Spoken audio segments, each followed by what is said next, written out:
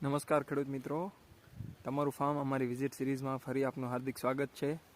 આજે આપણે અમદાવાદની બાજુમાં દેગામ હાઈવે ઉપર સોનારડા ગામ આવે ત્યાં બગીચાની મુલાકાત કરવા આવ્યા છીએ।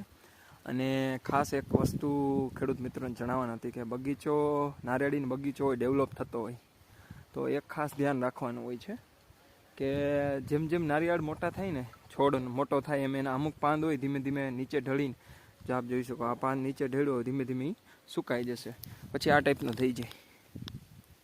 આ ટાઈપનું જો ઓલું પાન છે અમુક સમય પછી સુકાઈને ઢળી જશે ને પછી આ ટાઈપની પટ્ટી થઈ જાય। તો ઘણા લોકો એને આમ હાથની મદદથી આમ ખેંચતા હોય તો અહીંયા જો આ નીચે આ જાળી પડે છે એ ડેમેજ થાય તો થડ બંધાવવામાં થોડીક પ્રોબ્લેમ થાય। એટલે ફરજિયાત શું કરવાનું કે આવું કોઈ ધારદાર વ્યવસ્થિત ચાકુ હોય, ચપ્પુ કટર કહેવાય, સી કટરની મદદથી અમુક જગ્યા છોડીને પછી આવી રીતે કટ મારી દેવાનું, આ રીતે।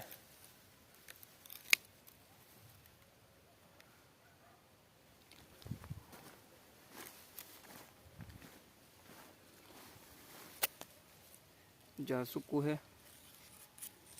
સૂકું ડાળી છે એને અહીંથી કટ મારી દીધો આપણે।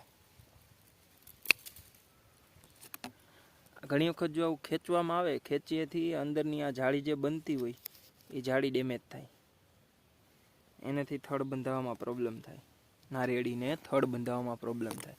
એટલે આ રીતે સેજ આગળથી આ રીતે કટિંગ મારી દેવાનું। પછી આ બધા સ્ટબલ્સ છે, વેસ્ટેજ કહેવાય, એ બધું કલેક્ટ કરીને કોઈ એક જગ્યાએ ખેતરની બહાર જવા દેવાનું।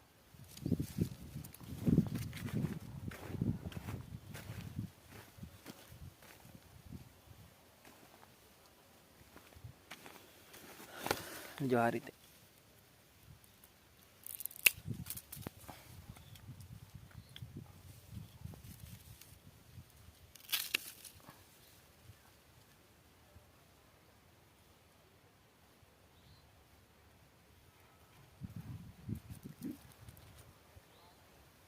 તમારે પણ જો કોઈ પણ પાકનો બગીચો હોય, કોઈ પણ ફળ પાકનો બગીચો હોય તો એમાં કયા સમયે શું કરવું જોઈએ અથવા એમાં પ્રોપર ગાઈડલાઈન માટે આપ અમારો સંપર્ક કરી શકો છો।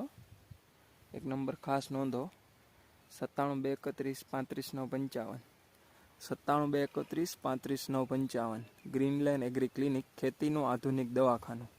અમે તમને તમારા પાકને વધુ સારો બનાવવા માટે, વધુ સ્વાસ્થ્ય બનાવવા માટે, તંદુરસ્ત પાક અને સારું ઉત્પાદન લેવામાં મદદ કરીશું। આ વિડીયો તમારા એવા મિત્રોને મોકલો જેમને બગીચા હોય। ધન્યવાદ।